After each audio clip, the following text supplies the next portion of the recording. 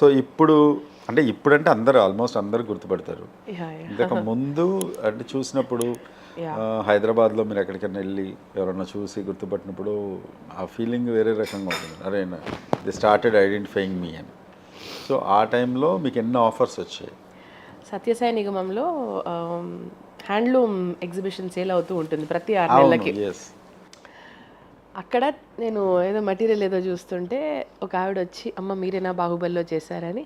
నా జీవితంలో first time అది ఎవరైనా గుర్తుపట్టి వచ్చి అడిగింది.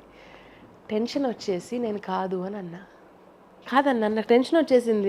ఇంతవరకు అలా ఎక్స్పీరియన్స్ జరగలేదు ఎప్పుడు.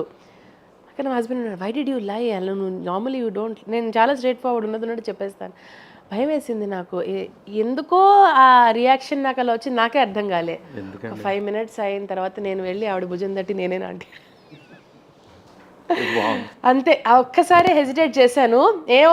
ఏం చెప్తే ఏమనుకుంటారు.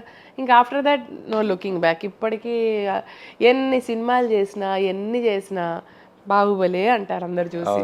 అఫ్ కోర్స్ ఈ మధ్య కొంచెం క్రాక్ క్యారెక్టర్ కూడా బాగా. అండ్ విజయమ్మ గారు, అమ్మో విజయమ్మ గారి క్యారెక్టర్ కూడా చాలా, అది కూడా జనాల్లోకి బాగా వెళ్ళిందండి. ఫస్ట్ క్రాక్ కదా రిలీజ్ అయింది 2020లో 21లో రిలీజ్ 21. అదే అప్పుడే అన్ని ఆంక్షలు అన్ని తీసేశారు.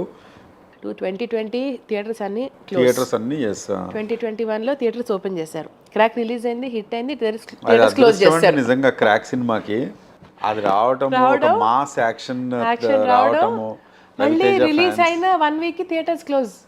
తర్వాత వచ్చిన సినిమాలు ఏవి థియేటర్లో రిలీజ్ అవ్వలేదు. అలా చెప్పుకోకూడదు కానీ అదే లక్ అంతే. ఏదో ఆ సినిమా కోసమే మళ్ళీ సడలించి మళ్ళీ పెట్టేసినట్టు. 6 నెలలు ప్రెగ్నెంట్ నేను వెళ్ళి క్రాక్ మూవీ చూసి వచ్చాను థియేటర్లో. ఓకే.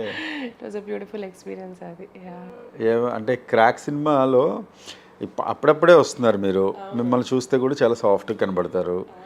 అసలు గోపీచంద్ గారికి మీ క్యారెక్టర్లో లాస్ట్లో ఆ ట్విస్ట్ ఇవ్వాలి, అది కూడా సొంత కూతురు విషయంలో. కరెక్ట్. ఎలా అనిపించింది? రాసుకున్నారా లేకపోతే తర్వాత ఏమన్నా మాడిఫై చేసుకున్నారా? లేదు, ఆయన ఫస్ట్ చెప్పడమే ఇలా చెప్పారు ట్విస్ట్ ఉంటుంది అని. బట్ భలే అనిపించింది నాకు. ఇప్పటికి అదే అంటారు, ఆ ట్విస్ట్ చాలా బాగుందని పీపుల్ కనెక్టెడ్ విత్ దట్. నాకు ఇన్స్టాగ్రామ్లో కూడా పెడుతూ ఉంటారు, మేడం భలే ఉంది మేడం మహానటి అని. ఆ డైలాగులు మళ్ళీ ఉల్టా నాకే చెప్తారు. ఏంటది, ఫేస్ ఏమో శ్రీదేవి, కట్అవుట్ ఏమో ఫులందేవి. సో ఇలాంటివన్నీ. అవును. అండ్ ఆల్సో నాకు నేను అరుస్తున్నా సముద్రకర్ణి సార్ మీద, సరిపోవట్లేదు, చాలా సాఫ్ట్గా ఉన్నారండి, ఇలాగా కోపం చూపించేది అని అందరూ నన్ను హెల్ప్ చేసి. ఇప్పుడు అదే అడగబోతున్నా, రియాక్షన్ ఎంత సాఫ్ట్గా ఉంటారు కదా అంటే చూడటానికి. Excuse me. యా మరి అది అట్లా ఎలా ఇది నెగటివ్ షేడ్ బట్ బాగా వర్కౌట్ అయిందండి. బాగా వర్కౌట్ అయింది. చాలా వర్కౌట్. ఎన్ని టేక్స్ తీసుకున్నారు లేదా ఫస్ట్ టేకేనా? లేదండి, బాగానే తీసుకున్నా. పాపం బాగానే వాళ్ళని ఇబ్బంది పెట్టాను నేను. అది కరెక్ట్గా ఆ అరుపు కరెక్ట్గా వచ్చేంత వరకు. But what I realized after doing that film Pawan గారు ఏంటంటే, క్యారెక్టర్ స్క్రీన్ స్పేస్ లిమిటెడ్గా ఉన్నా స్టోరీకి డైరెక్ట్గా కాంట్రిబ్యూట్ చేసే ఇంపార్టెన్స్ ఉంటే పండుతుంది.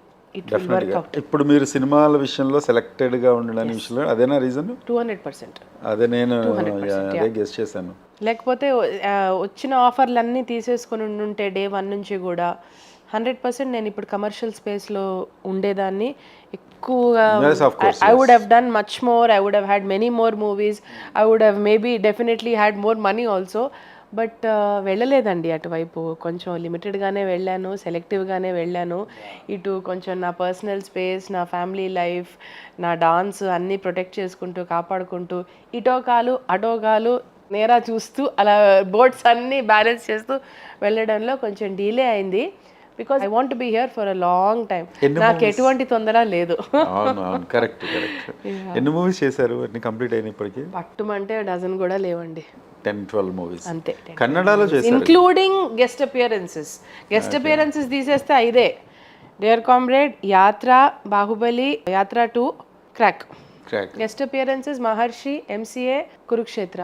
కన్నడ. ఏంటి ఎలా వచ్చింది మీకు కురుక్షేత్ర ఆఫరు? ఆవిడ పేరు మర్చిపోయాను. అర్జున్ కదా hero. Arjun played one of the roles. Kannada super star Ravichandran గారి కాంబినేషన్ చేశాను సత్యభామలాగా.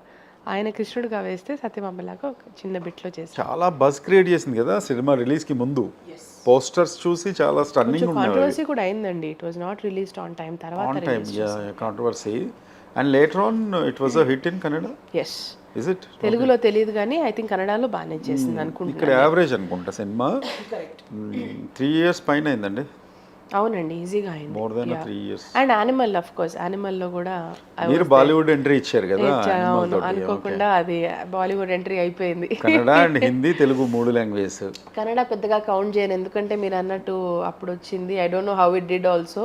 ఓకే, జనాలు దాంట్లో ఉండాలంటే కనిపిస్తూ ఉండాలి కదా. కనిపిస్తూ ఉండాలి ఆఫ్ కోర్స్.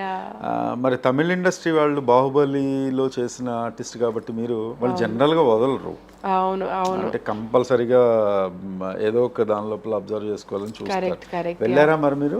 లేదండి, యాక్చువల్లీ చాలా మంది అన్నారు కూడా. బికాజ్ మలయాళం కూడా చాలా మంది అడిగారు. బికాజ్ అక్కడ మలయాళంలో ఇండస్ట్రీలో they show women as real women అనమాట. అలా మరీ స్లిమ్గా అలా కాకుండా నిండుగా వాళ్ళకి అలాగే దే షో. సో చాలా మంది అడిగారు చేయలేదా మీరు అంటే, నిజంగా రాలేదండి.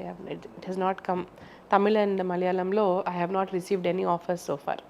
అండ్ నేను కూడా అగ్రెసివ్గా ఎప్పుడూ క్యాంపెయినింగ్ చేసుకోలేదు.